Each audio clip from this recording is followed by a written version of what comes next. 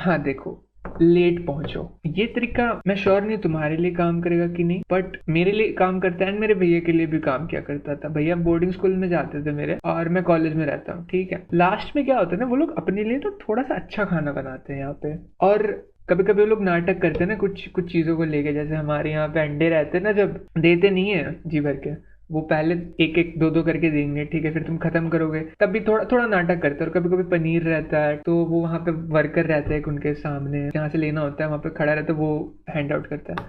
So it's like वो लोग रैशन out कर रहे हैं ना, बिकॉज और बच्चों को भी देना है। तुम लास्ट में जाओगे ना, अब खाना पैक नहीं करा सकते यहाँ पे, तो तुम लास्ट में जाओगे, जो बच्चा को जो खाना है अब कोई खाएगा नहीं तो वो फेंक देना पड़ेगा। तो जितना है ना तुम खा सकते हो उसको, तुमको जितना लेना ले लो, क्योंकि लास्ट में फिर वो, लास्ट में मतलब समझ रहे हो, वर्कर्स लोग जब खाना स्टार्ट करते तब बच्चों का हो गया ऑलमोस्ट। सो बाकी मुझे नहीं लगता, बाकी tips and tricks you may know already, ठीक है। बच्चे एडिटिव्स लेके जाते हैं, सेव भुजिया चनाचूर लोग दाल चावल के साथ खा लेते हैं। कुछ लोग चीज क्यूब्स लेके जाते हैं। मैंने पता एक बार ट्राई किया था, पनीर थी, सिंपल से पनीर की सब्जी थी, ठीक है, पनीर था, ग्रेवी था, और कुछ नहीं था, कुछ खास नहीं था। मैं शहद लेके गया था और फिर मैंने उसमें डाल के खाया, कसम से भाई एकदम एकदम मस्त डिश बन गई थी, स्वीट एंड सावर वाली। तो वही है, बाकी मेरे पास कोई टिप्स नहीं है। अब चलो let's move on to the question of the day. LeetCode के डेली क्वेश्चन नहीं, ये बस एक रैंडम प्रॉब्लम है।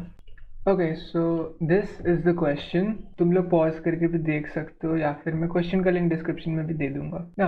Let's just jump to the observations part. ठीक है, हम लोग कुछ ऑब्जर्वेशंस करेंगे and let's see where we can go from there. Now in this question the main point which I want you to remember is कि हम left से भी देख रहे हैं और राइट से भी देख रहे हैं। सो सपोज मेरे पास ए बी सी है, तो हम हर स्ट्रिंग को जब भी हम लोग क्रिएट करेंगे कुछ भी, हम लोग लेफ्ट से भी देखेंगे और राइट से भी देखेंगे। So we also have to consider C B A, right.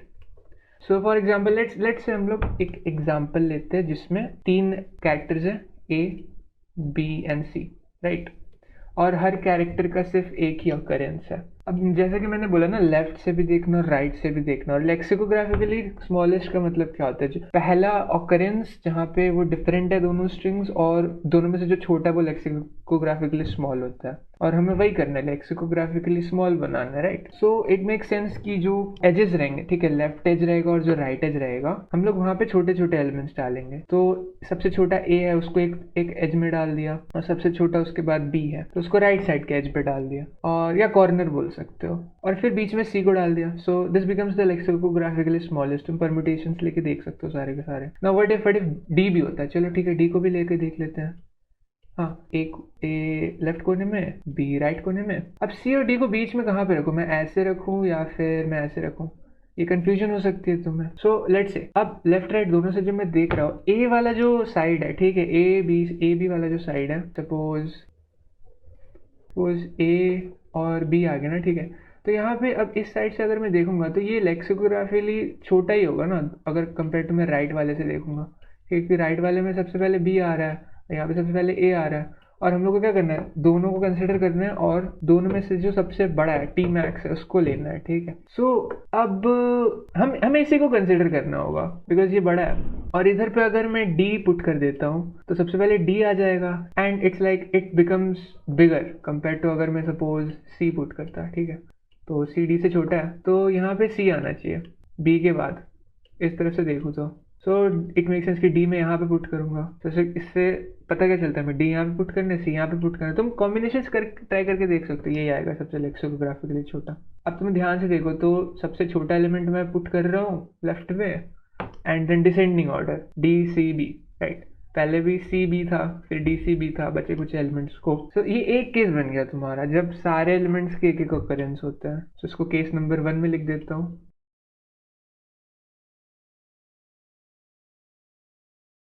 So let's move on to a different case. So now let's make, ये तो एक केस लेना ना जहाँ पे सारे के सारे occurrences एक है सब एलिमेंट्स के, ठीक है। what if like एक दो ज्यादा कैरेक्टर्स मौजूद हैं एक ही अल्फाबेट के।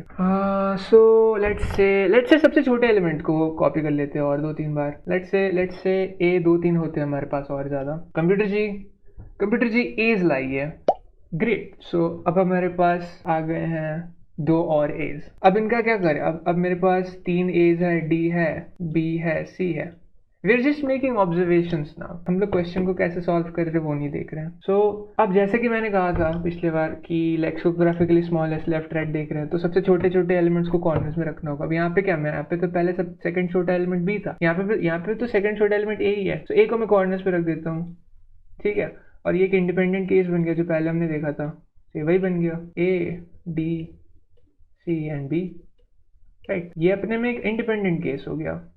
सो केस नंबर 2 में क्या, ए के अगर ज़्यादा ऑकरेंसेज हैं तो ए को मैं कॉर्नर्स पे रख दूंगा जितने भी ये होंगे, अगर और ज़्यादा एज होते तो मैं उनको और यहाँ पे कॉर्नर पे फिट करते जाता, ठीक है। और बीच का जो बचा कुछ है वो उसको इंडिपेंडेंटली मैं सॉल्व करता, ठीक है। तो ये पूरा मिलके लेक्सिकोग्राफिकली स्मॉलेस्ट बन जाता। Now what if A's, so A's का समझ में आ गया ना। मैं अब कंफ्यूजन कम रखने के लिए इन बाकी एज को हटा देता हूँ, साइड में रख देता हूँ। अब व्हाट इफ लाइक डी ज़्यादा होता है या बी ज़्यादा होता है या सी ज़्यादा होता है, तो उनको भी कॉपी कर लेते हैं, right. So now we have these character, A 2 D 3 B and 1 C. Now इसमें भी वही लॉजिक अप्लाई करूंगा ना, मैं सबसे छोटे को इस तरफ रखूंगा और सेकंड छोटे को राइट तरफ रखूंगा, and then descending order D D C and B B.